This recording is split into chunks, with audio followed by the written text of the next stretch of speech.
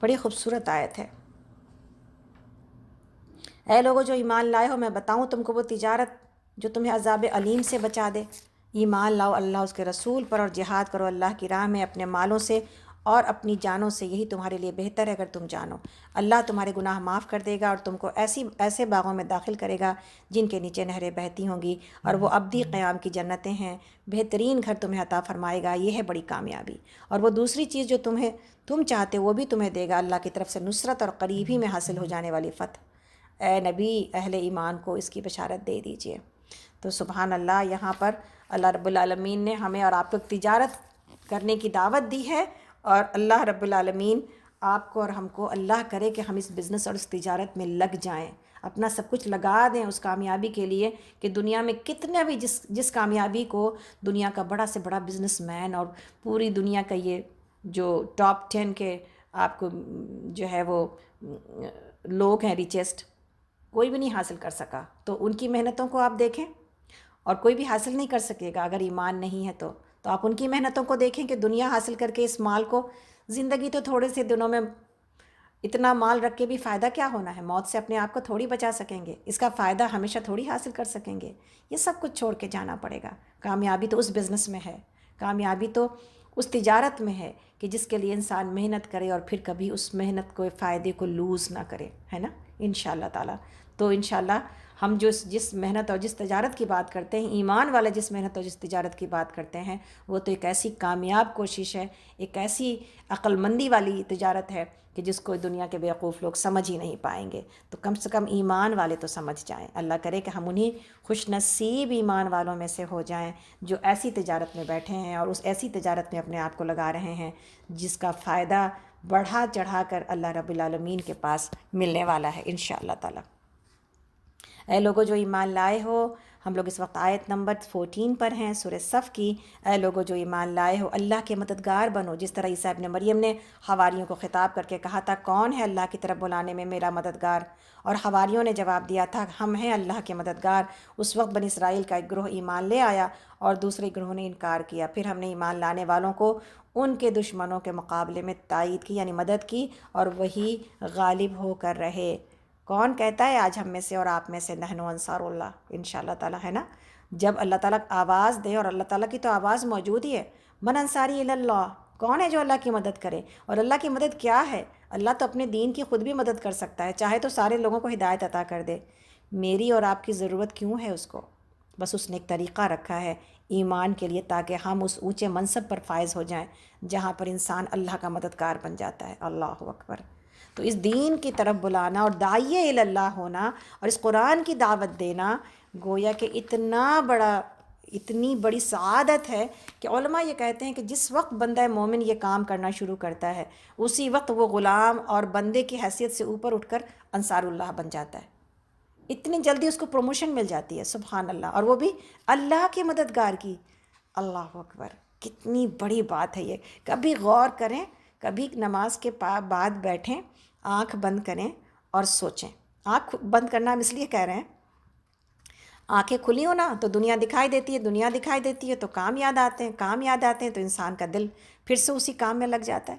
تو آنکھ بند کر کے اللہ کے بارے میں سوچیں، اور پھر یہ سوچیں کہ بزنس کون سا ہے جو ہم کو اور آپ کو کرنا ہے، پھر یہ سوچیں کہ پوزیشن کون سی ہے جو ہم کو اور آپ کو حاصل کرنی ہے۔ یقین جانیں جب آنکھ بند کر کے سوچیں گے نا تو انشاءاللہ تعالیٰ اس کے اوپر ڈلنا بہت آسان ہو جائے گا۔ اللہ تعالیٰ ہم سب سے یہ خدمت لے لے اور اللہ تعالیٰ ہم سب کو انصار اللہ بنا دے انشاءاللہ، آمین یا رب العالمین۔ سورۃ الجمعہ ہے، اور بہت اچھا کسی میری دوست نے، نشاط نے یہ بات کہی تھی کہ ہم لوگ جمعہ کہتے ہیں نکت آپا، لیکن اصل میں تو یہ جمعہ ہے، تو انشاءاللہ تعالیٰ ہم سب اس کو صحیح طرح پروناؤنس کرتے ہیں۔ میم کے اوپر بھی پیش موجود ہے، یعنی میم ساکن نہیں ہے کہ جمعہ کہیں، میم کے اوپر پیش موجود ہے، یعنی جمعہ، تو جمعہ ہے یہ، اور انشاءاللہ تعالیٰ یہ مدنی سورہ ہے اور جمعہ کی نماز سے ریلیٹڈ ہے۔ آیات اس میں 2 ہیں، رکوز اس میں 2 ہیں، آیات اس میں 11 ہیں۔ بسم اللہ الرحمن الرحیم۔ اللہ کی تسبیح کر رہی ہے ہر وہ چیز جو آسمانوں میں ہے اور ہر وہ چیز جو زمین میں ہے، بادشاہ ہے، قدوس ہے، زبردست اور حکیم ہے۔ وہی ہے جس نے امیوں کے اندر ایک رسول خود انہی میں سے اٹھایا جو انہیں ان کی آیات سناتا ہے ان کی زندگی سنوارتا ہے اور ان کو کتاب اور حکمت کی تعلیم دیتا ہے، حالانکہ اس سے پہلے وہ کھلی گمراہی میں پڑے ہوئے تھے۔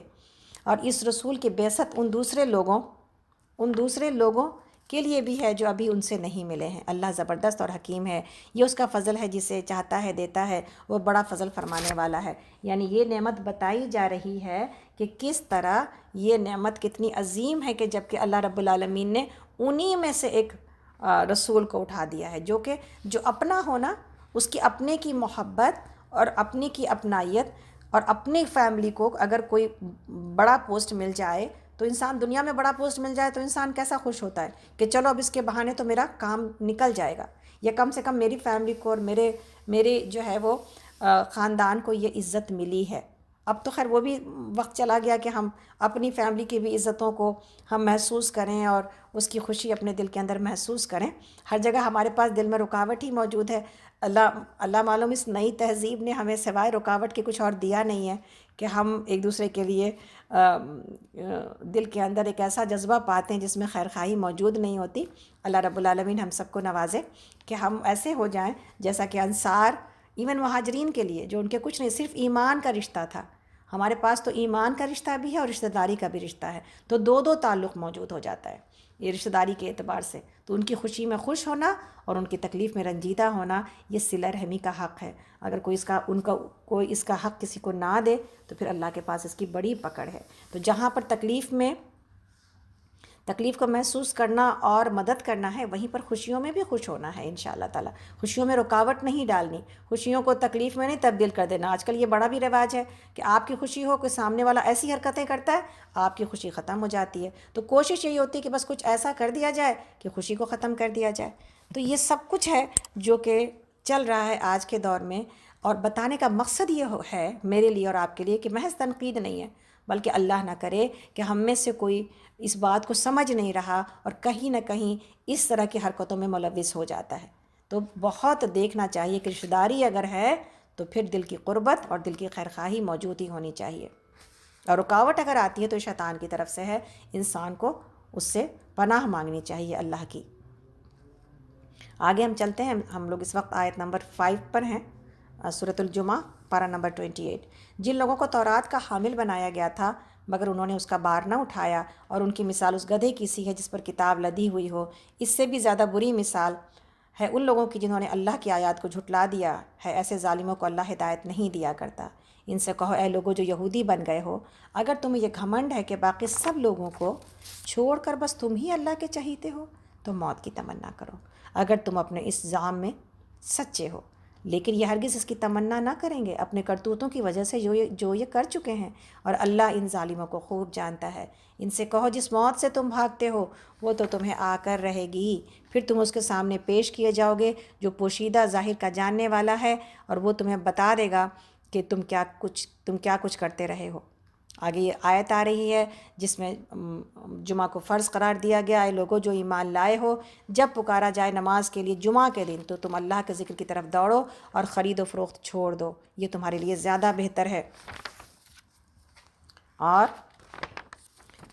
اگر تم جانو، پھر جب نماز پوری ہو جائے تو زمین میں پھیل جاؤ اور اللہ کا فضل تلاش کرو، اور اللہ کو کثرت سے یاد کرتے رہو، شاید کہ تمہیں فلاح نصیب ہو جائے۔ اور جب انہوں نے تجارت اور کھیل اور تماشا ہوتے دیکھا تو اس کی طرف لپک گئے اور تمہیں کھڑا چھوڑ دیا۔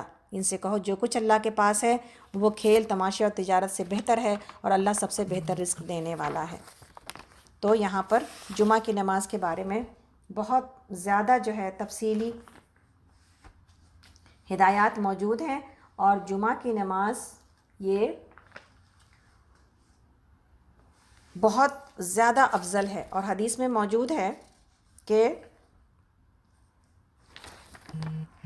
بخاری اور مسلم کی حدیث ہے کہ جب تم میں سے کوئی جمعہ کی نماز کے لیے جانے کا ارادہ کرے تو وہ غسل کر لیا کرے، اور حدیث میں ہے کہ جمعہ کے دن کا غسل ہر بالغ پر واجب ہے، اور روایت میں کہ ہر بالغ پر 7ویں دن سر اور جسم کا دھونا ہے۔ یعنی جمعہ کا غسل بھی ہے وہ اس طرح ہے جیسے جنابت کا غسل کیا جاتا ہے، یعنی تمام اسی تفصیل کے ساتھ غسل کیا جائے گا ہر بالغ انسان کو۔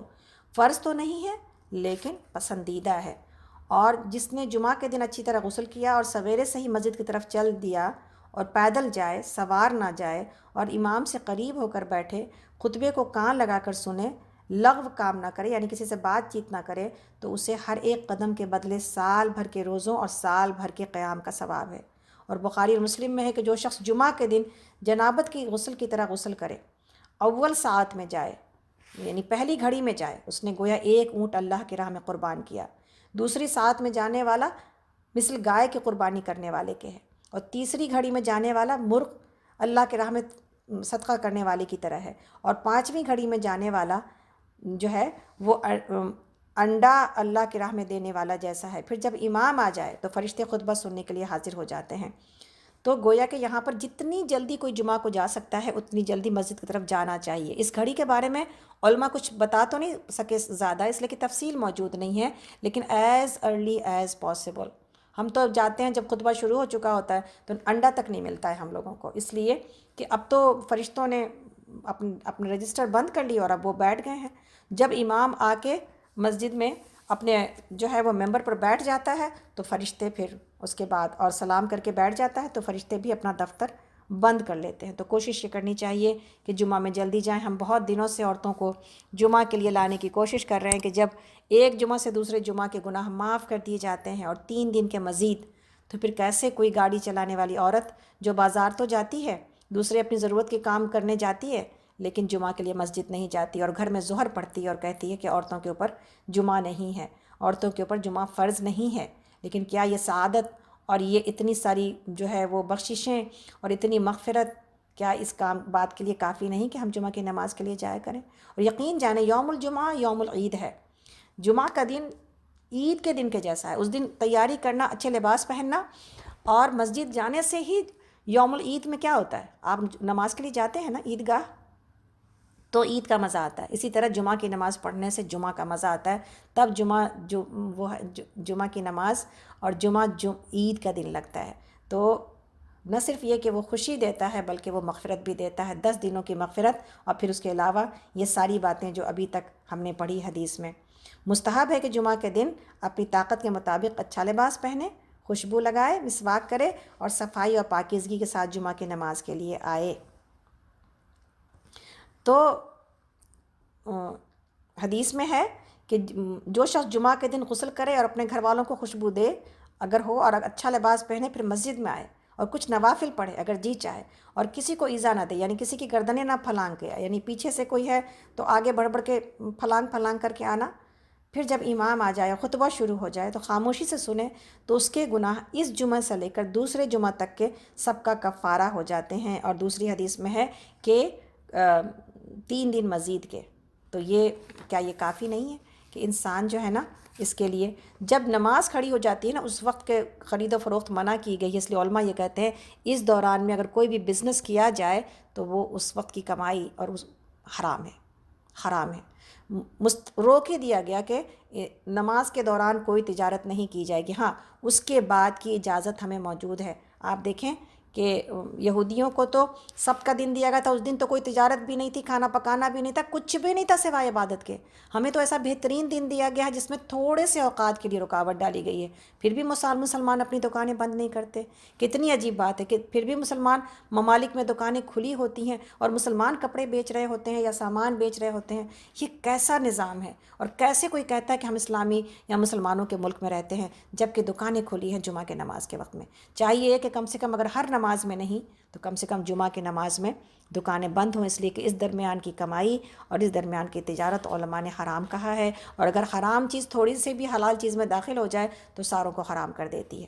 اسی طرح یہاں پر یہ بات بتائی گئی کہ جب نبی صلی اللہ علیہ وسلم کھڑے تھے اور جمعہ کا خطبہ دے رہے تھے تو تجارت کا مال آیا مدینہ میں اور وہ جمعہ کا دن تھا، اور خبر جو ہے نا وہ وہاں پر ہونے لگ گئی اور طبل بجنے لگا، تو سب لوگ جو کہ اس تجارت کے لیے یعنی منتظر تھے، اور کوئی کیسا ہوتا ہے بازار میں جانے کے لیے انسان کو شوق، تو لوگ جو تھے نا مسلمان وہ آواز سن کر سب اٹھ کر چلے گئے، صرف چند لوگ باقی رہ گئے۔ اللہ رب العالمین نے اس کے اوپر کہا ہے کہ آپ کو کھڑا چھوڑ دیا اور باقی لوگ چلے گئے۔ اللہ تعالیٰ کہتے ہیں کہ اللہ کے پاس ہے روزی اور تمام رزق، وہ تو سب کچھ بہترین اسی کے پاس ہے۔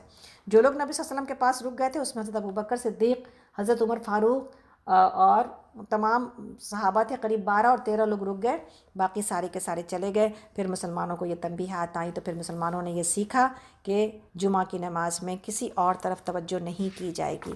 کاش کہ ہم بھی یہ سیکھ جائیں۔ آمین۔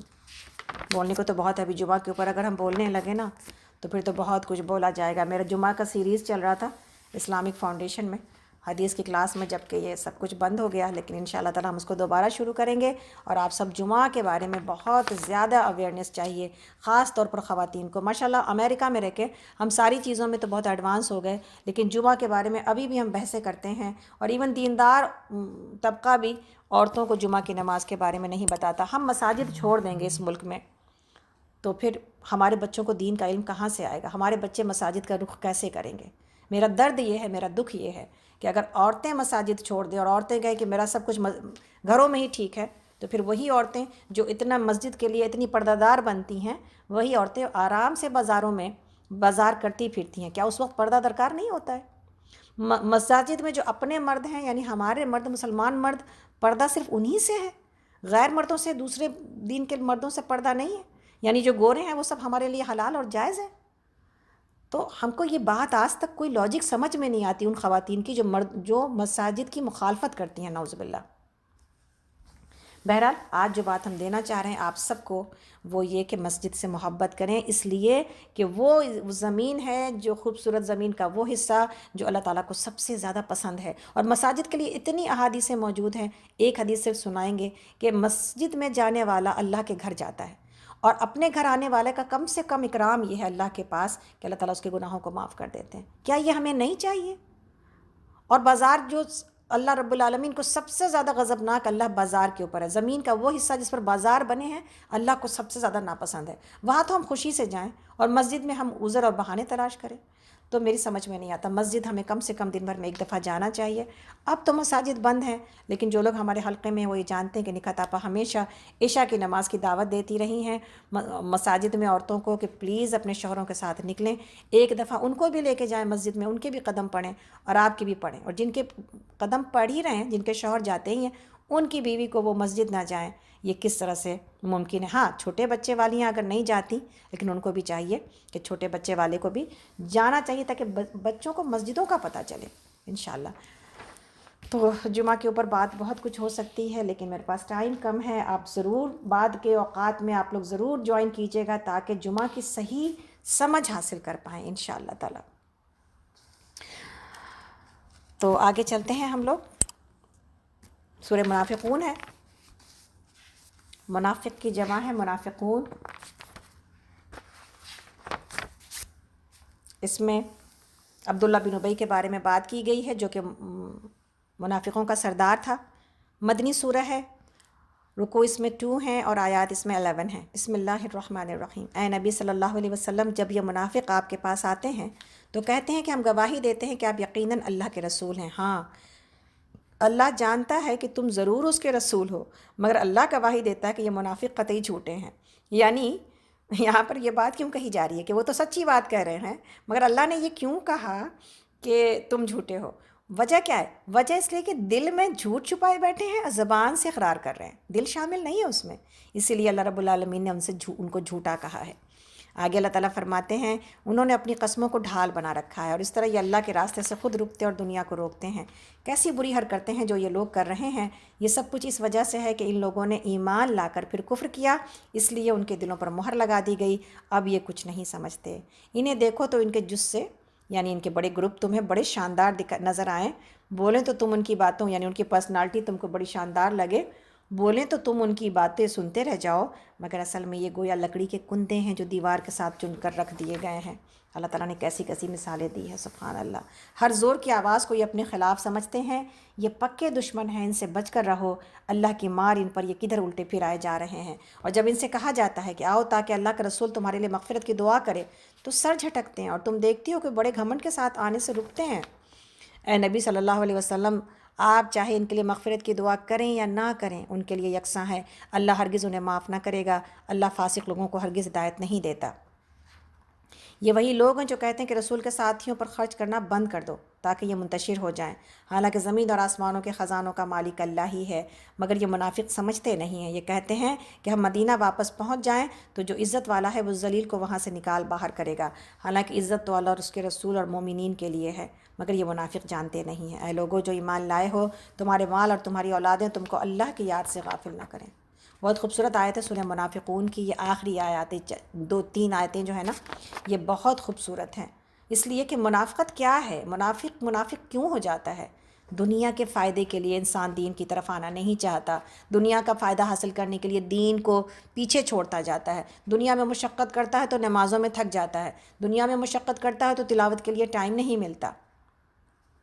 تو یہاں پر یہ بات بتائی جا رہی ہے، ابھی آج ہی ہم لوگ انشاءاللہ تعالیٰ بات میری تنویر آپا سے ہو رہی تھی، ان کی والدہ جو کہ پچھلے رمضان میں 15 رمضان میں فوت ہوئی ہے، ان کے بارے میں وہ بتا رہی تھیں اور ہم حیرت سے سن رہے تھے سبحان اللہ کہ 89 ایئرس کی اولڈ تھیں اور پچھلے رمضان میں فوت ہوئی۔ صرف 2 رمضانوں میں شاید ایسا ہوا کہ کمزوری کی وجہ سے روزے نہیں رکھ سکیں، لیکن پورے اتنے سال یعنی 88 اور 87 ایئرس انہوں نے سارے روزے رکھے ہیں، اور رمضانوں میں ان کا معاملہ یہ ہوتا تھا کہ ہر نماز کے بعد 2 پارے پڑھتی تھیں۔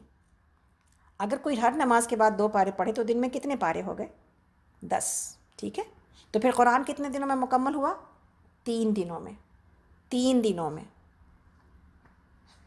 تو کہتی تھی اتنا قرآن، 24 گھنٹے قرآن ان کے ہاتھ میں۔ ہم کبھی کبھی پریشان ہو جاتے تھے کہ اماں جب کمزور ہو گئی کہ آپ گر جا رہی ہیں قرآن پڑھتے ہوئے، جھول رہی ہیں، آپ کمزور ہو گئی ہیں، آپ تھوڑا کم کر لیں۔ لیکن کوئی قرآن سے ایسی محبت تھی، عام دنوں میں وہ ہر نماز کے بعد 1 پارہ پڑھتی تھیں، اور رمضان میں وہ ہر نماز کے بعد 2 پارے پڑھتی تھیں۔ پھر وہی ہے نا، جس نے تجارت کی امید لگا لی، جس نے تجارت کر لی اللہ رب العالمین سے، یہ وہ ایسے لوگ ہوتے ہیں جو تجارت کر لیتے ہیں اور اپنے وقت کا بہترین استعمال کر لیتے ہیں۔ اور تجارت کیا ہے؟ تجارت یہ ہے، تجارت کو بھی سمجھ لیجئے، تجارت یہ ہے کہ میرا وقت آخرت کے کاموں میں لگے گا، یہ ہے تجارت۔ باقی تو انسان کہے میں تجارت پتہ نہیں کیسے ہوتی ہوگی، اللہ سے تجارت کا کیا معنی ہے؟ اللہ سے تجارت کا یہی معنی ہے۔ مثال آپ کے سامنے دی گئی، یہ ہے تجارت کہ کوئی کر لے۔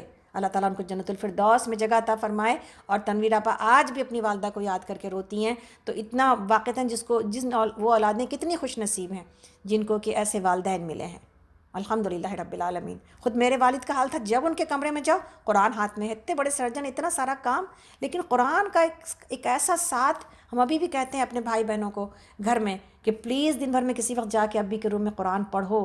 یہ وہ کمرہ ہے، یہ وہ 4 دیواری ہے جس نے تہجد دیکھی ہے، تلاوت دیکھی ہے، اور 24 گھنٹہ اللہ کے کلام کے ساتھ ایک رابطہ دیکھا ہے۔ تو پھر اس روم کو تم لوگ جو ہے وہ اس طرح سے چھوڑ نہ دو ویران کہ وہاں پر قرآن پڑھا ہی نہ جائے ابی کے جانے کے بعد، اور امی کے جانے کے بعد امی کے روم میں نہ پڑھا جائے۔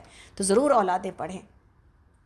تو جن اولادوں کو یہ سب کچھ مل جاتا ہے، کتنی بڑی بات ہے کہ ان کو کتنا بڑا، کیسی تربیت ملی اور کیسے لوگ ملے جن کو اپنی آنکھوں سے انہوں نے دیکھا۔ اب ان کو اس پر آنے میں کیا چیز روک سکتی ہے یا کیا چیز روکتی ہے؟ وہ لوگ کامیاب ہیں، یہ نہ سمجھیں کہ ان کے پاس ٹائم تھا اور انہوں نے کیا اور ان کے پاس کوئی کام نہیں تھا۔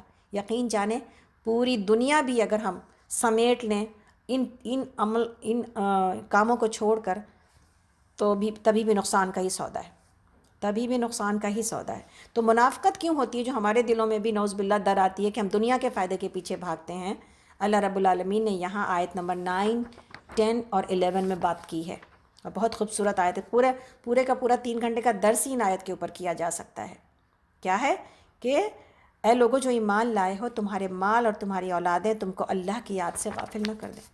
جو لوگ ایسا کریں وہی خسارے میں رہنے والے ہیں۔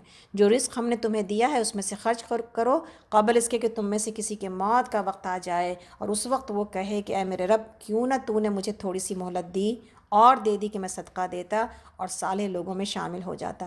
حالانکہ جب کسی کی مہلت عمل پوری ہو جانے کا وقت آ جاتا ہے تو اللہ اس کو ہرگز مزید مہلت نہیں دیتا، اور جو کچھ تم کرتے ہو اللہ اس سے باخبر ہے۔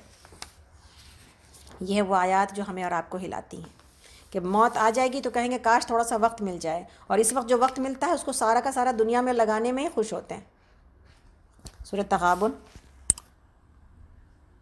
تغابن کا مطلب ہے جمع ہونا، پارہ نمبر 28 میں ہے۔ سورہ تغابن میں ایمان والوں کو یہ سمجھایا جا رہا ہے کہ دنیا میں جو بھی مصیبت آتی ہے وہ اللہ کے اذن سے ہی آتی ہے۔ دوسرے یہ سمجھایا جاتا ہے کہ مومن کا کام صرف ایمان لانا ہی نہیں ہے، بلکہ ایمان لانے کے بعد عملاً اللہ اور اس کے رسول کی اطاعت کرنا ہے، یعنی اصل کام یہ ہے۔ اور تیسری چیز یہ بتائی جا رہی ہے یہاں پر کہ مومن کا اعتماد اپنی طاقت یا دنیا کی کسی طاقت پر نہیں ہوتا، بلکہ صرف اللہ پر ہونا چاہیے۔ اور چوتھی بات یہ بتائی جاتی ہے کہ مال اور اس کے اہل و عیال، جو کہ ابھی ہم پہلے بھی پڑھ کے آئے، اور اللہ رب العالمین بار بار اپنے کلام میں یہ جو دنیا ہم کو اٹریکٹ کر لیتی ہے، یہ جو دنیا کے تقاضے ہمیں اور آپ کو اپنے اندر سمیٹ لیتے ہیں، اس کی بات بار بار کی جا رہی ہے، اس لیے کہ یہی ہے وہ جال، یہی ہے وہ فتنہ، اور یہی ہے وہ مچھلی کا وہ پیٹ جس میں ہم دفن ہیں۔ یونس علیہ السلام تو مچھلی کے پیٹ میں چلے گئے تھے، ہم تو دنیا کے پیٹ میں ایسے دفن ہیں کہ ہمیں آخرت کا خیال ہی نہیں آتا، کہ بس دنیا ہے، ہائے دنیا ہائے دنیا۔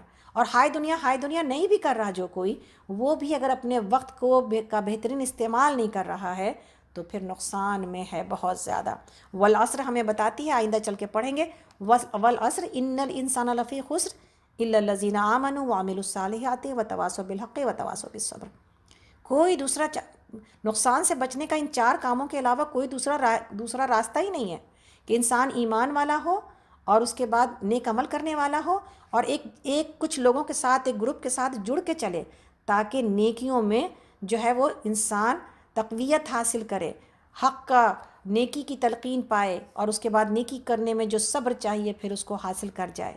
یہی تو ہے وہ چیز ہیں جو کہ اگر ہمیں زندگی میں مل گئیں کسی کو تو وہ کامیاب ہو گیا۔ ایسا ساتھ کسی کو مل گیا، ایسا استاد کسی کو مل گیا جس نے اللہ کی محبت دل میں جگا دی، جس نے آخرت کا خواب آنکھوں میں سجا دیا، جس نے جنت کے محلات آنکھوں سے دکھا دیے، تو بس وہ انسان کامیاب ہے۔ اللہ رب العالمین سے ہمیشہ دعا مانگیں، ہم نے مانگی اور ہمیں ملی ہے یہ دعائیں کہ اللہ مجھے بہترین استاد عطا کر، اس لیے کہ ٹیچر جو چیز آپ کو دے جاتا ہے نا، ٹیچر آپ کو روحانی زندگی دے جاتا ہے اور آپ اس کے بعد زندہ ہو جاتے ہیں۔ الحمدللہ رب العالمین۔ تو مانگا جائے کہ اللہ تعالی ہمیں بہترین استاد عطا کر، تاکہ ہم اسی سعادت کی زندگی اور اسی جو ہے اللہ رب العالمین کی رضا کے اوپر جینے کو اپنا مقصد بنا لیں انشاءاللہ تعالی۔ سورہ تغابن مدنی سورہ ہے، رکوع اس میں 2 ہیں، آیات اس میں 18 ہیں۔ اللہ کی تسبیح کر رہی ہے، یسبح للہ ما فی السماوات و ما فی الارض لہ الملک و لہ الحمد وہو علی کل شیء قدیر۔ اللہ کی تسبیح کر رہی ہے، ہر وہ چیز جو آسمانوں میں ہے اور ہر وہ چیز جو زمین میں ہے، اسی کی بادشاہی ہے اور اسی کے لیے تعریف ہے، اور وہ ہر چیز پر قادر ہے۔ پڑھ رہے ہیں نا ہم روز ابھی لگاتار مسبحات، تو انشاءاللہ تعالیٰ جب ہر چیز کر رہی ہے تو پھر ہمیں ہر چیز کو دیکھ کر کیا یاد آنا چاہیے؟ اللہ رب العالمین انشاءاللہ تعالیٰ، ہے نا۔ اور پھر جب یاد آ جائے اللہ تو پھر کیا کرنا چاہیے؟ اس کی تسبیح۔ اللہ تعالیٰ کہتے ہیں، آیت نمبر 2 ہے سورۃ التغابن، پارہ نمبر 28، وہی ہے جس نے تم کو پیدا کیا ہے اور پھر تم میں سے کوئی کافر ہے اور کوئی مومن، اللہ وہ سب کچھ دیکھ رہا ہے جو تم کرتے ہو۔ اس نے زمین اور آسمانوں کو برحق پیدا کیا ہے اور تمہاری صورت بنائی ہے اور بڑی عمدہ بنائی ہے، اور اسی کی طرف آخر کار تمہیں پلٹنا ہے۔ زمین اور آسمانوں کی ہر چیز کا اسے علم ہے، جو کچھ تم چھپاتے ہو، جو کچھ تم ظاہر کرتے ہو، سب اس کو معلوم ہے، اور وہ دلوں کا حال تک جانتا ہے۔ بے شک کیا تمہیں ان لوگوں کی کوئی خبر نہیں پہنچی جنہوں نے اس سے پہلے کفر کیا اور پھر اپنی شامت اعمال کا مزہ چکھ لیا، اور آگے ان کے لیے ایک دردناک عذاب ہے۔ اس انجام کے مستحق وہ اس لیے ہوئے کہ ان کے پاس ان کے رسول کھلی کھلی دلیلیں اور نشانیاں لے کر آتے رہے، مگر انہوں نے کہا کیا انسان ہمیں ہدایت دیں گے؟ اللہ اکبر۔ اس طرح انہوں نے اپنے ماننے سے انکار کر دیا اور منہ پھیر لیا، تب اللہ بھی ان سے بے پرواہ ہو گیا، اور اللہ تو ہے ہی بے نیاز اور اپنی ذات میں آپ محمود۔ شیطان کیا کیا رکاوٹیں ڈالتا ہے۔ اب میری بہن ہم کو سمجھائے گی، اب میری اولاد ہم کو سمجھائے گی، اب میری دورانی جٹھانی ہم کو سمجھانے لگیں گی، اب میری دوست جو ہے وہ ہم کو سمجھائے گی۔ یہ وہ لوگ ہیں جن سے کہ ہم نصیحت حاصل کریں گے؟ ہاں، کوئی غیر ہے نا جس کو نہیں جانتی، جس کا علم کا بھی نہیں پتہ اور عمل کا بھی نہیں پتہ، اس کی بڑی عقیدت دل کے اندر شیطان ڈال دیتا ہے، اور فیملی کو چھوڑ کے دوسری جگہوں پہ جانا بہت اچھا بناتا ہے، لیکن فیملی آئے تو فیملی سپورٹ ان کو سمجھ میں نہیں آتی، اس لیے کہ شیطان جو رکاوٹ ڈالتا ہے اب یہ ہمیں بتائیں گی، یہ اتنی بڑی ہو گئی، یہ اتنی عظیم ہو گئی۔ تو آپ یہ دیکھیں کہ ایسا ہی ہوتا ہے، جہاں کہیں پر بھی لوگ کھڑے ہوئے ہیں نا، نعمان علی خان یہی کہتے تھے کہ آپ کو لوگ جتنا چاہتے ہیں اور سپورٹ کرتے ہیں آپ کی فیملی سے آپ کو نہیں ملتا، اور یہ سنت ہے، یہ ہر جگہ ہر داعی اللہ کو اس سے گزرنا پڑتا ہے۔ آپ کو فیملی میں واہ واہی ہو جائے، فیملی آپ کو جو ہے واہ واہی تو کوئی نہیں چاہتا، کم سے کم اتنا چاہتا ہے کہ فیملی سپورٹ کرے ہمارے ہر محنت کو اور ہماری ہر کوشش کو، لیکن ایسا نہیں ہوتا ہے۔ تو یہ سنت ہے اور اس سنت سے گزرنا پڑتا ہے۔ اللہ آپ کے ساتھ ہو اور اللہ کے اتنے بندے آپ کے ساتھ ہوں جو لوگ آپ سے محبت کرتے ہیں، اگر یہ آپ کے ساتھ ہیں۔ اور میرا تو یہی اصول، ہم نے بہت یہاں امریکہ میں زندگی گزاری، دوسری جگہوں پر بھی گزارا، اور بہت تجربہ حاصل ہوا ہے لوگوں کو پہچاننے کی، ایک قرآن کی وجہ سے اور قرآن کے ساتھ کی وجہ سے ایک صفت اللہ تعالیٰ دے دیتے ہیں، ایک بصیرت مل جاتی ہے پہچاننے کی، تھوڑی بہت ہے بھی۔ تو ہم یہ بات ہمیشہ کہتے ہیں کہ جو آپ سے محبت کرے نا، اور جو ہم سے محبت کرے، وہی آپ کا اور ہمارا رشتہ دار ہے۔ اس کا یہ مطلب نہیں کہ رشتہ داروں کو چھوڑ دیا جائے گا، اس کا یہ مطلب ہے کہ تکلیف کہیں سے آتی ہے تو اس کا غم نہیں لیا جائے گا کہ یہ ایسا کیوں نہیں ہو رہا ہمارے ساتھ، ایسا کیوں نہیں ہو رہا۔ تو یہ ساری چیزیں جب نبی کے ساتھ نہیں ہوئی، اپنا چچا جس نے کہ ایسی باتیں کیں اور اتنی تکلیف دی ہے اپنے بھتیجے کو، تو دنیا میں یہی سب کچھ ہوتا ہے۔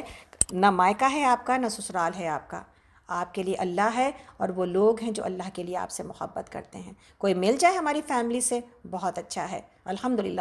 سب سے زیادہ انسان کو خوشی اپنی فیملی سے ہوتی ہے جب اس کی اپنی فیملی اس کے ساتھ ہو، اور سب سے زیادہ دکھ اس کو اپنی فیملی سے ہوتی ہے تکلیف، جب کہ اس کی اپنی فیملی تکلیف دے۔ لیکن یہ سب کچھ اللہ رب العالمین نے دنیا بنائی ہے اور یہ سارے تماشے چلتے ہیں۔ تو میرے لیے اور آپ کے لیے یہ ہے کہ جو آپ سے محبت کرے وہی آپ کا رشتہ دار ہے۔ آگے چلتے ہیں، اور میرے لیے تو اللہ رب العالمین نے اتنے سارے رشتہ دار بنا دے، ہم اللہ کا کتنا شکر ادا کریں، الحمدللہ رب العالمین۔ اور اسی طرح جتنے بھی لوگ ہوتے ہیں، یہ لوگ جو کہ اللہ کا دین کا کام کر رہے ہوتے ہیں، ان کو اللہ کی کتاب کی وجہ سے اللہ تعالیٰ دلوں کو جوڑ دیتے ہیں، اور یہ بہت بڑی سپورٹ ہے جو کہ انسان کو حاصل ہوتی ہے۔ کبھی بھی کوئی داعی اللہ شاید ہی کبھی تنہا ہوتا ہو، اللہ تعالیٰ ضرور ایسے بہترین لوگ دنیا میں موجود ہیں جو کہ آپ کے لیے سپورٹ، محبت، دعا بن جاتے ہیں، الحمدللہ۔ اس وقت آپ دیکھیں کیا اس سے بڑھ کے ہو سکتی ہے چیز کہ میری تکلیف کا اتنا احساس سب کو ہے، کوئی پھول بھیج رہا ہے، کوئی کھانے پکا کے بھیج رہے ہیں، لوگ دعائیں کر رہے ہیں۔ میری امی کی صحت کے لیے ہم سے زیادہ لوگوں نے دعائیں کی، میری امی کے بعد جانے کے بعد بہت سارے لوگ ہم سے زیادہ شاید روئے کہ ہم تو اتنے دل لگا کے دعا کر رہے تھے، ایسا کیسے ہوا کہ نکھت کی امی چلی گئیں۔ ان کو سب کو اپنی امی یاد آ گئیں، ہر کوئی اپنی اس تکلیف میں چلا گیا جو اس کو پہلے سے لگ چکی ہے، کہ اب اس وقت ہر کوئی جو اس تکلیف سے گزرا ہے وہ میری تکلیف کو جان رہا ہے، تو پھر وہ اسی طرح میرے ساتھ محبت کا رویہ ہے، دعاؤں کا رویہ ہے۔ تو اس سے بڑھ کے خوش نصیبی اور کیا ہو سکتی ہے۔ الحمدللہ رب العالمین۔ اللہ رب العالمین کا جتنا شکر ادا کیا جائے، اور جتنی اس تمام ان چیزوں سے، ان جماعتوں سے، ان دوستوں سے، ان لوگوں سے جو میرے ارد گرد موجود ہیں محبت ملتی جاتی ہے، اتنا زیادہ انسان کو اپنے آپ کو اللہ کے راستے میں اور لگانے کا جذبہ اور حوصلہ بڑھتا جاتا ہے۔ یہی وجہ ہے نا، کہا گیا کہ آپ دین کے کام میں مددگار بنیں۔ جب آپ دین کے کام میں مددگار بنتے ہیں تو بہت سارے لوگ مدد حاصل کر کے وہ کام کر جاتے ہیں جو کام کبھی آپ نے سوچا بھی نہیں تھا۔ وہ کام اللہ تعالیٰ آپ سے لے لیتا ہے بعض اوقات جو کام آپ نے کبھی سوچا بھی نہیں تھا۔ اور وجہ کون سے لوگ بنتے ہیں؟ وہی جو ارد گرد کے مددگار ہوتے ہیں۔ اللہ تعالیٰ ہمارے مددگاروں کو سلامت رکھے، ماشاء اللہ، لا قوت الا باللہ۔ اللہ ہر ایک کو نظر بد سے بچائے، اس لیے کہ اتنا بولنے پر بری نظر بھی لگ سکتی ہے۔ تو بولنا اس لیے ہم کر رہے ہیں تاکہ آپ اور ہم انصار اللہ بن جائیں، تاکہ ہم اور آپ اس راستے میں ایک دوسرے کے مددگار بن جائیں، تاکہ ہم اور آپ اس اجر میں شامل ہو جائیں۔ بعض اوقات آپ بہت بڑے کام نہیں کر سکتے ہیں، لیکن اگر بڑے کام کے ساتھ جڑ جائیں تو پھر اس کی بڑائی میں آپ بھی شامل ہوتے ہیں۔ اللہ تعالیٰ ہماری پوری ٹیم کو اس کا اجر عطا کرے انشاءاللہ تعالیٰ، آمین یا رب العالمین۔ آگے اللہ تعالیٰ فرماتے ہیں، آیت نمبر 7 ہے، منکرین نے بڑے دعوے سے کہا ہے کہ وہ مرنے کے بعد ہرگز دوبارہ نہ اٹھائے جائیں گے۔ ان سے کہو نہیں، میرے رب کی قسم تم ضرور اٹھائے جاؤ گے، پھر تمہیں ضرور بتایا جائے گا کہ تم نے دنیا میں کیا کچھ کیا ہے، اور ایسا کرنا اللہ کے لیے بہت آسان ہے۔ بس ایمان لاؤ اللہ پر، اس کے رسول پر، اس روشنی پر جو ہم نے نازل کی ہے، جو کچھ تم کرتے ہو اللہ اس سے باخبر ہے۔ اس کا پتہ تمہیں اس روز چل جائے گا جب اجتماع کے دن وہ تم سب کو اکٹھا کرے گا۔ وہ دن ہوگا، یہیں پر آ گیا ذالک یوم التغابن، وہ دن ہوگا ایک دوسرے کے مقابلے میں لوگوں کی ہار جیت کا، اور جو اللہ پر ایمان لائے اور نیک عمل کرے اللہ اس کے گناہ جھاڑ دے گا اور اسے ایسی جنتوں میں داخل کرے گا جس کے نیچے نہریں بہتی ہوں گی۔ یہ لوگ ہمیشہ ہمیشہ ان میں رہیں گے، یہی بڑی کامیابی ہے۔ اور جن لوگوں نے کفر کیا ہے اور ہماری آیات کو جھٹلایا ہے وہ دوزخ کے باشندے ہوں گے جس میں وہ ہمیشہ رہیں گے، اور وہ بدترین ٹھکانہ ہے۔ کوئی مصیبت کبھی نہیں آتی مگر اللہ کے اذن ہی سے آتی ہے۔ جو شخص اللہ پر ایمان رکھتا ہو اللہ اس کے دل کو ہدایت بخشتا ہے، اور اللہ کو ہر چیز کا علم ہے۔ اللہ کی اطاعت کرو اور رسول کی اطاعت کرو، لیکن اگر تم اطاعت سے منہ موڑتے ہو تو ہمارے رسول پر صاف صاف حق پہنچا دینے کے سوا اور کوئی ذمہ داری نہیں ہے۔ اللہ وہ ہے جس کے سوا کوئی الہ نہیں، لہٰذا ایمان لانے والوں کو اللہ ہی پر بھروسہ رکھنا چاہیے۔ اے لوگو جو ایمان لائے ہو، تمہاری بیویوں اور تمہاری اولاد میں سے بعض تمہارے دشمن ہیں، ان سے ہوشیار رہو۔ اگر تم عفو درگزر سے کام لو اور معاف کر دو تو اللہ اللہ غفور الرحیم ہے۔ تمہارے مال اور تمہاری اولاد تو ایک آزمائش ہے، اللہ ہی ہے جس کے پاس بڑا اجر ہے۔ لہٰذا جہاں تک تمہارے بس میں ہو اللہ سے ڈرتے رہو اور سنو اطاعت کرو، اپنے مال کو خرچ کرو، یہ تمہارے ہی لیے بہتر ہے۔ جو اپنے دل کی تنگی سے محفوظ رکھ لیے گئے بس وہی فلاح پانے والے لوگ ہیں۔ دل کی تنگی سے بچنا بہت ضروری ہے۔ اللہ تعالیٰ فرماتے ہیں اگر تم اللہ کو قرض حسن دو تو وہ تمہیں کئی گنا بڑھا کر دے گا اور تمہارے قصوروں سے درگزر فرمائے گا۔ اللہ بڑا قدردان ہے اور بردبار ہے اور حاضر اور غائب ہر چیز کو جانتا ہے، زبردست اور دانا ہے۔ دل کی تنگی، شوخ نفسی، بہت ہی یعنی حدیث میں ہے کہ شوخ نفسی سے بڑھ کر کوئی اور چیز انسان کو جو ہے وہ تباہ نہیں کرتی۔ لالچ ہے ایک چیز جو تباہ کرتی ہے انسان کو، اور دوسری چیز شوخ نفسی ہے، اور لالچ ہی کی بنیاد پر شوخ نفسی آتی ہے نا۔ انسان جو ہے دل کیوں تنگ ہو جاتا ہے؟ لالچ ہوتا ہے سب کچھ اپنے ہی لیے چاہتا ہے، دوسرے کو کچھ دینا ہی نہیں چاہتا۔ ساری تعریفیں ہم اپنے لیے چاہتے ہیں، ساری اچھی چیزیں خیر ہم اپنے لیے چاہتے ہیں، سارا مال ہم اپنے لیے چاہتے ہیں، ساری چیزوں کی بھلائی ہم اپنے لیے چاہتے ہیں۔ تو یہی سارا معاملہ ہوتا ہے جس کو کہا گیا کہ ایسا انسان جس کو شوخ نفسی مل گئی وہ تباہ ہو گیا، اور جو اس سے بچا لیا گیا وہ تو بس کامیاب ہی ہو گیا۔ تو اپنے دل کو جانچیں۔ ہم تو تعریف، ایک لفظ تعریف کا نہیں نکلتا ہماری زبان سے، ہمارے دل تو اتنے تنگ ہیں کہ ہم کسی کی تعریف ہی نہیں کر سکتے، نہ گھر کی، نہ کپڑوں کی، نہ کسی کھانے کی، نہ کسی اور چیز کی۔ ہمارے دل اتنے تنگ ہیں ہم کہتے ہیں تعریف تو بس ٹھیک ہے تو ان کے پاس ہوا کرے، میرا کیا ہے۔ تو اللہ رب العالمین ہمیں اسے تنگی دل سے بچائے انشاءاللہ۔ ہمارا دل اتنا اللہ کھول دے، اتنا وسعت والا کر دے، ساری دنیا کی محبت اس میں سما جائے انشاءاللہ۔ مومن کا دل تو ایسا ہی ہوتا ہے، جیسے کہا نا اقبال نے، رحیم اللہ نے، کہ کافر کی یہ پہچان کہ آفاق میں گم ہے، اور مومن کی یہ پہچان کہ گم اس میں ہے آفاق۔ اس کا دل تو اتنا بڑا ہوتا ہے کہ اس میں پوری کائنات سما جائے۔ کیسے چھوٹے چھوٹے یہ لوگ، ہمارے ارد گرد کے لوگ ہمارے دلوں میں نہیں سماتے؟ کیوں ہم دیکھ کے لوگوں کو مسکراتے نہیں ہیں؟ کیوں ہمارے چہرے ٹیڑھے ہوتے ہیں؟ کیوں ہم مساجد میں جو ہے مسکراتے نہیں ہیں؟ ہم ایسے بڑی بڑی خواتین کو دیکھتے ہیں جنہوں نے اتنے بڑے بڑے کام کیے مساجد میں، موجود ہوتی ہیں، مسکراہٹ چہرے پہ دکھائی نہیں دیتی۔ او بھائی، کام بڑا کرنے کا اللہ کے راستے کا یہ مطلب نہیں ہے کہ آپ اللہ کے بندوں کے لیے مسکرائیں نہ، اور سب کو آپ یہی سمجھیں کہ یہ سب بیکار ہیں۔ یہ تو تکبر کی علامت ہوئی نا، کہ انسان کہے کہ جی ہم نے بس کام کیا ہے اور باقی یہ سب تو بیکار ہیں۔ ایسا نہیں ہے، ہر کوئی، آپ کو پتہ نہیں ہوتا، بعض اوقات بڑے کام والے لوگ بھی موجود ہوتے ہیں اس میں۔ آپ کام کے حساب سے جج کر کے کسی کے لیے نہیں مسکرائیں گے اور اچھے لفظ بولیں گے، بلکہ آپ ہر ایک کے لیے اچھے جملے کہیں گے اور انشاءاللہ ہر ایک کے لیے مسکرائیں گے۔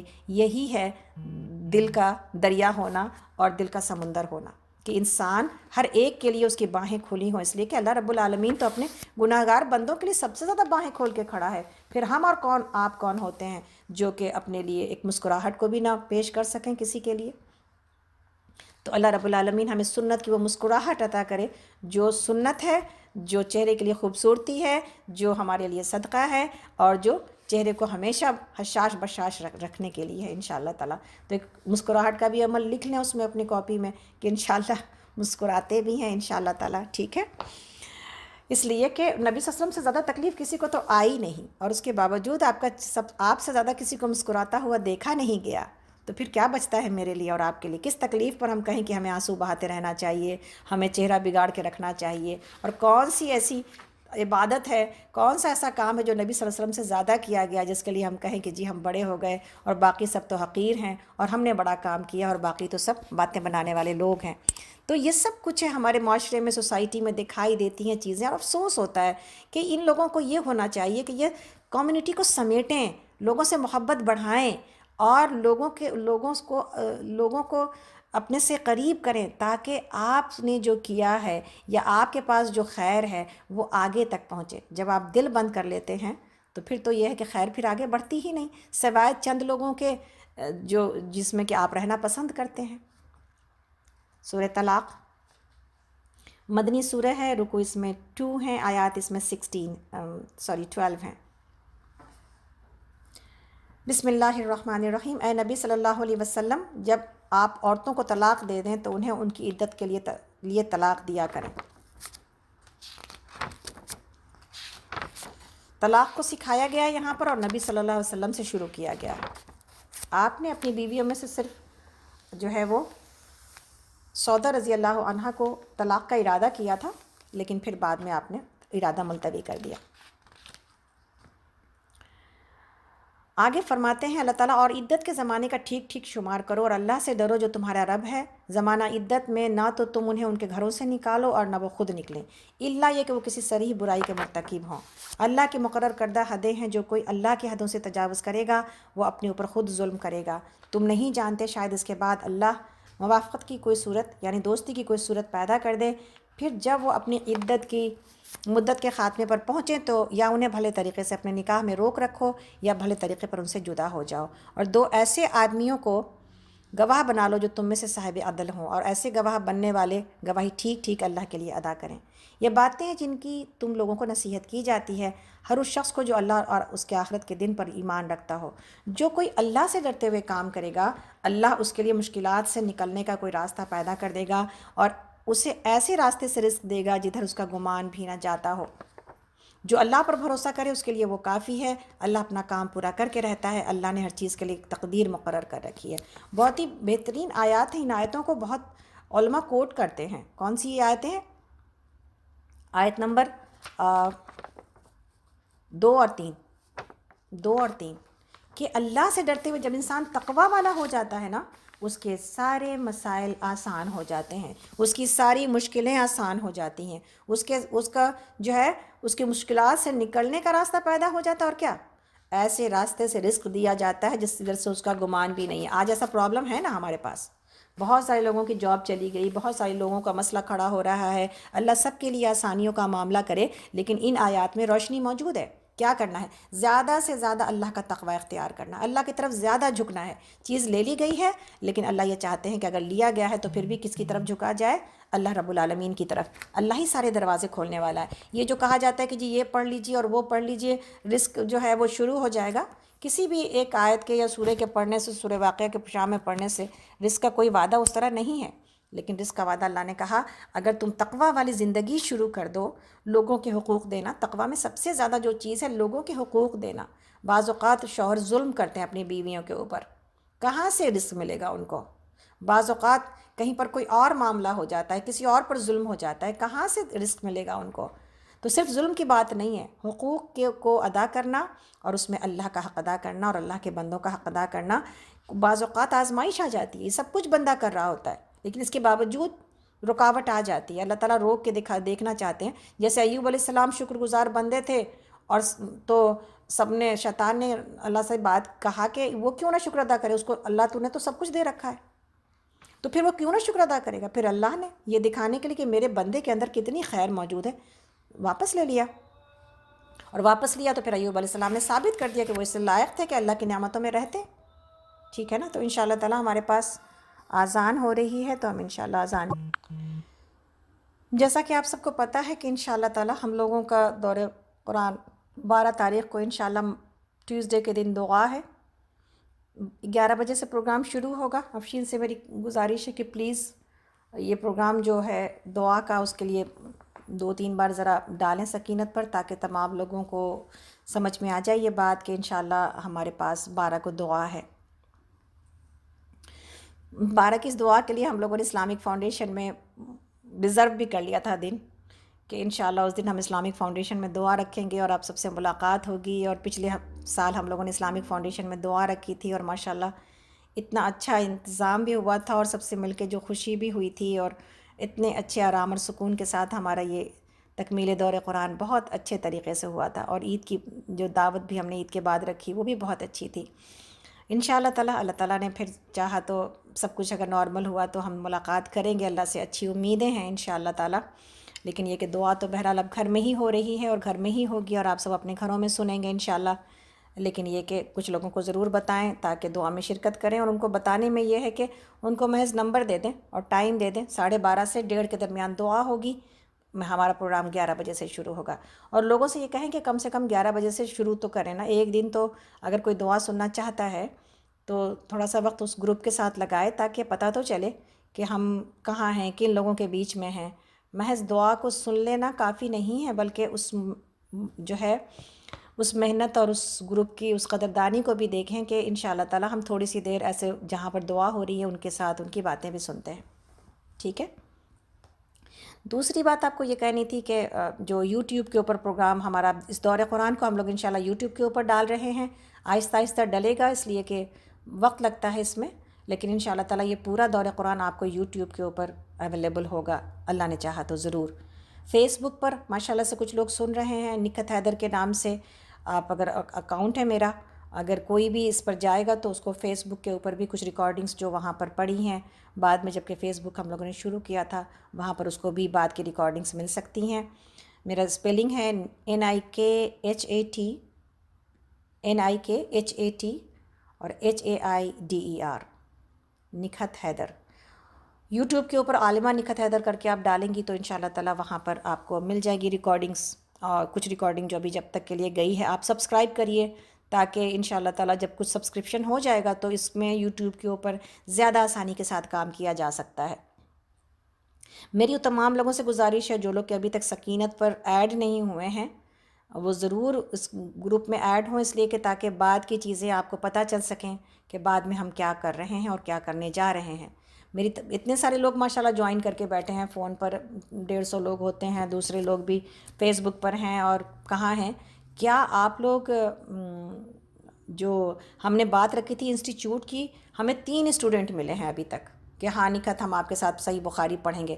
صحیح بخاری کا معاملہ یہ ہے کہ ہمیں اجازہ ملا ہوا ہے صحیح بخاری کا، ہم نے جہاں سے عالم کورس کیا ہے وہاں سے، اور میرا نمبر اس چین میں جو کہ نبی صلی اللہ علیہ وسلم تک پہنچتی ہے 26 ہے الحمدللہ رب العالمین، راویوں کے اس چین میں کہ فلاں نے فلاں سے کہا اور فلاں نے فلاں سے کہا.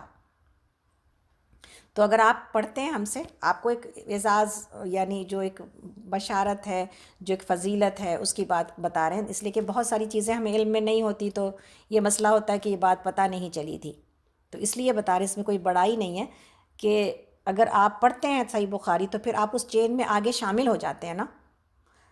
تو کیا یہ خوش نصیبی نہیں ہے کہ ہم اللہ کے رسول کی باتوں میں، بڑے بڑے محدثین جہاں پہ تھے ماشاءاللہ اس چین میں، وہاں پر کہیں پر میرا اور آپ کا نام آ جائے؟ یہ تو بڑی فضیلت کی بات ہے انشاءاللہ تعالی.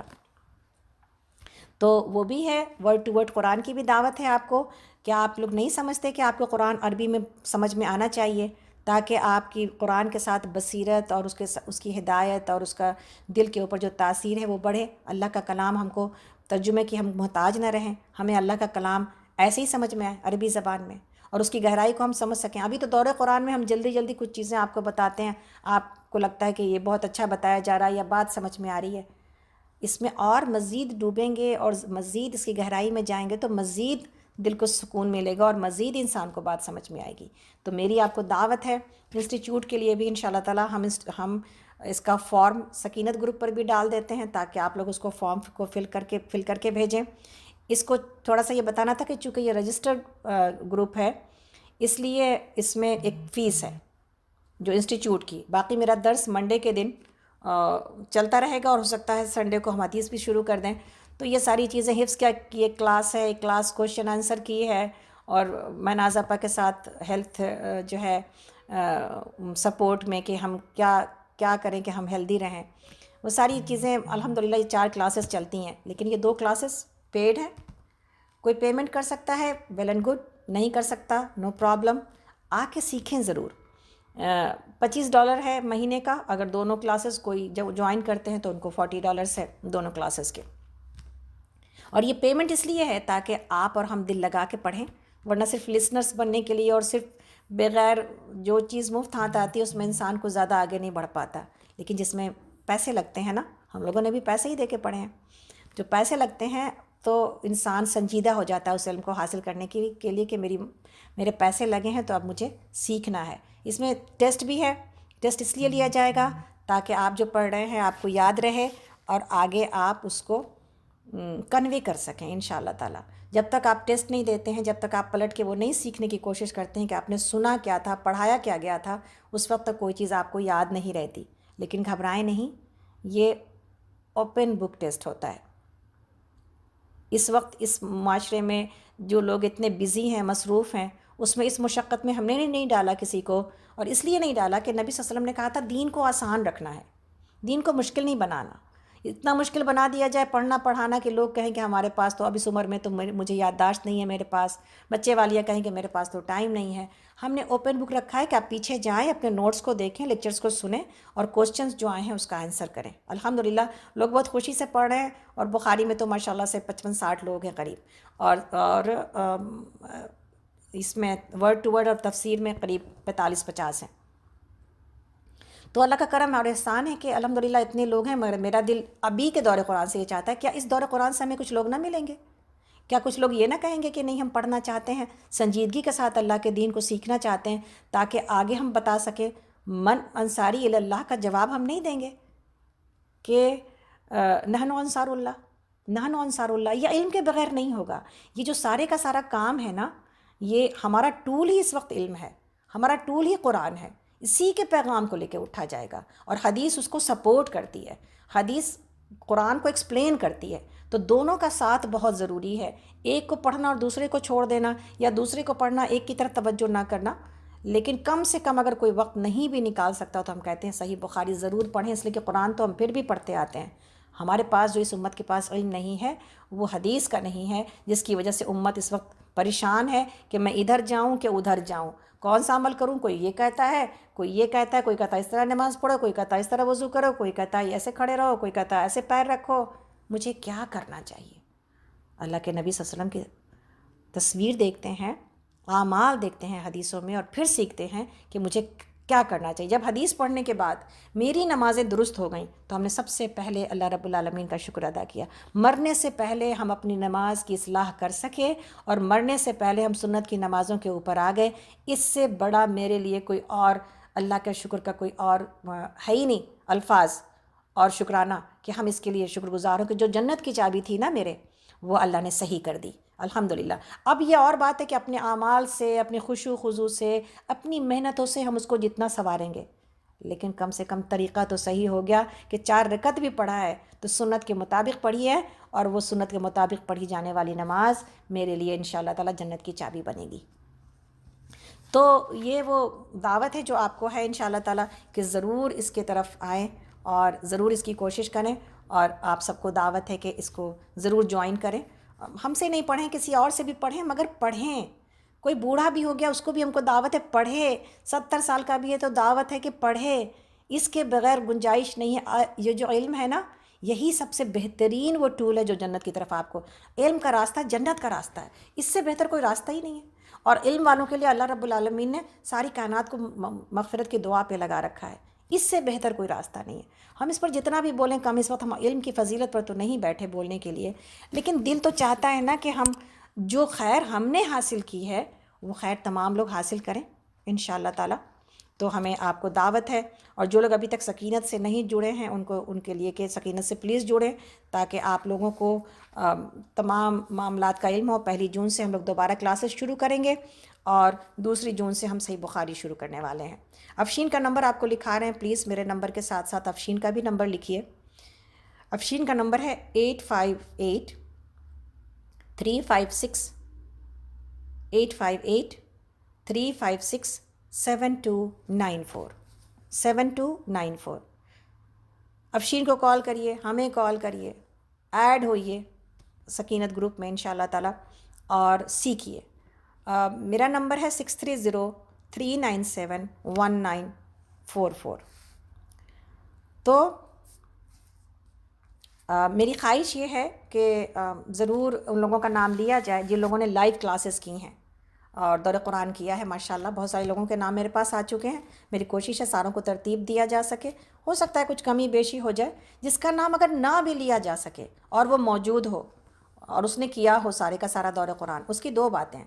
پہلی بات تو یہ کہ شاید اس نے اپنے نام کو پہنچانے کی اس جیسی کوشش نہیں کی، اور دوسری بات یہ ہے کہ اللہ کو اسی طرح منظور تھا، اور تیسری بات یہ ہے کہ اللہ کے پاس اجر ضائع تھوڑی نہ ہونے والا ہے، یہ تو سب کچھ اللہ رب العالمین دیکھ ہی رہے ہیں کہ آپ میں سے کون سن رہا ہے اور کون نہیں سن رہا۔ ہم نے جو اتنی کوشش کی ہے آپ کے نام کو حاصل کرنے کی، تاکہ ہم جڑ کے، جب ہم نام بھی نہیں جانیں گے ایک دوسرے کا، تو ایک سیسا پلائی ہوئی دیوار بھلا ہم کہاں سے بننے والے ہیں؟ تو کم سے کم اتنا تو ایک چھوٹا سا تعارف بنتا ہے نا میرا اور آپ کا، کہ آپ کے ناموں کو جن لوگوں نے سنا ہے وہ اپنے نام ہم تک پہنچائیں، تاکہ ان سے تعارف ہو سکے۔